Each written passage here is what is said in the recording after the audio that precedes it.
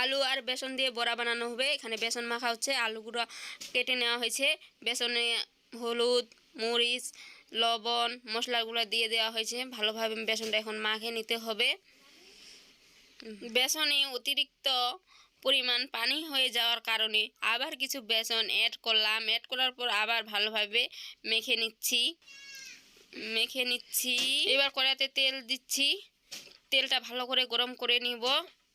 গরম করার পরে মাখানো বেসন আর আলুগুলো দিয়ে দিব একটা একটা করে দিয়ে দিচ্ছি।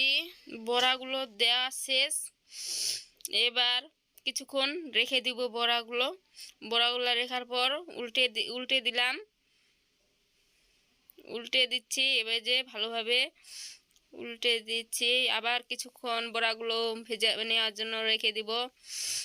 এবার আবার উল্টা পাল্টা করে ভালো করে ভেজে নিচ্ছি। এই যে বড়া হয়ে যাচ্ছে। এই যে বড়াগুলোর কি সুন্দর কালার আসছে, দেখতে থাকুন।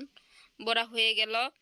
এগুলো আবার আমি রান্না করিনি, আমার মা রান্না করছে। আমার মায়ের হাতের বড়া রান্না খুবই মজাদার ও সুস্বাদু। এই যে বড়াগুলো হয়ে গেছে, দেখুন কেমন হয়েছে সবাই কমেন্টে জানাবেন।